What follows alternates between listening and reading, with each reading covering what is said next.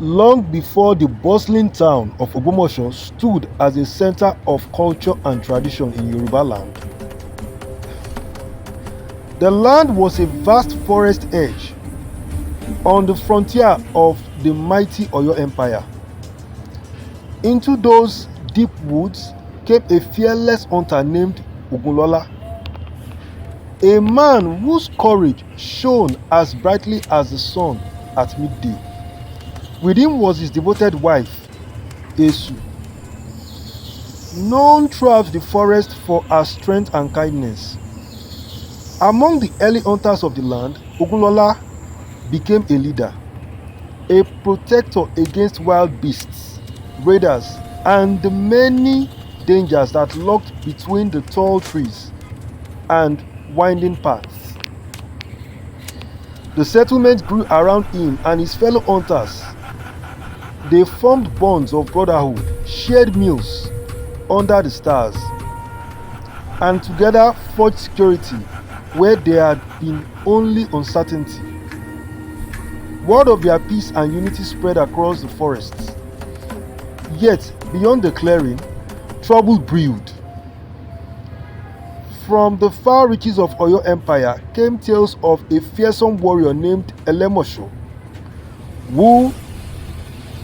whose reputation for strength and terror echoed through villages and palaces.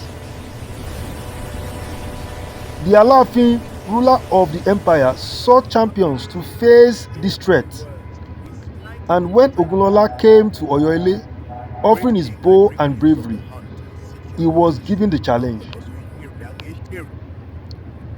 Under cover of the night, after studying Elémos's habits, with keen eyes of a hunter, Ògúnlólá struck. When the battle was done, he cut off the warrior's head and brought it before Alaafin as a proof of his victory.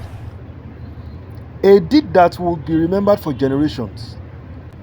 Though offered great honor and a place in the king's court, Ògúnlólá chose instead to return to the land he had helped protect, humble and unbowed.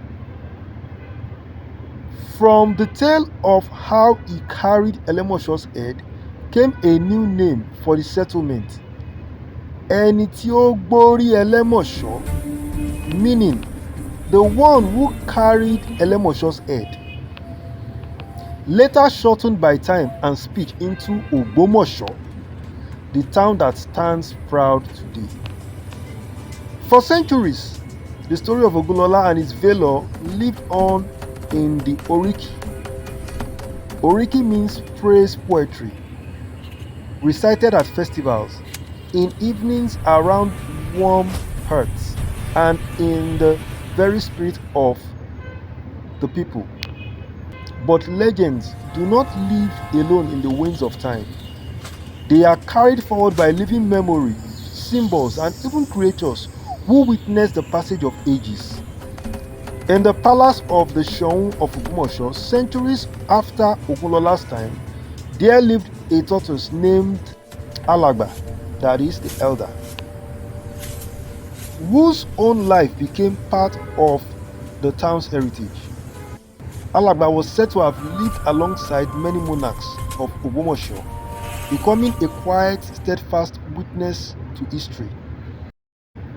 The palace records and stories claim that Alagba lived for an astonishing 344 years, hosting kings and queens alike, attracting visitors from distant lands, and believed by many to possess healing powers that brought comfort and cure to those who came near her shell and slow knowing eyes. In her lifetime, Alagba became more than a tortoise. She became a living bridge between the origins of the town and its unfolding future, a creature whose age seemed to reach back towards the era of Ògúnlólá himself. People from all walks of life journeyed to see her, hoping to touch a being who had known so many rulers and generations. 2 attendants were dedicated to her care, feeding her, tending her health, and ensuring her comfort as she became a beloved emblem of resilience and continuity.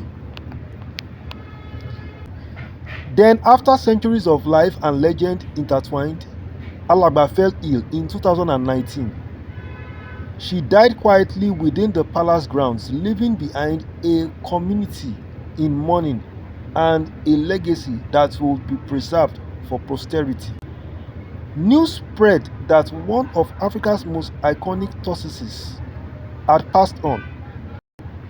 Her body to be preserved so future generations could remember that silent witness to history.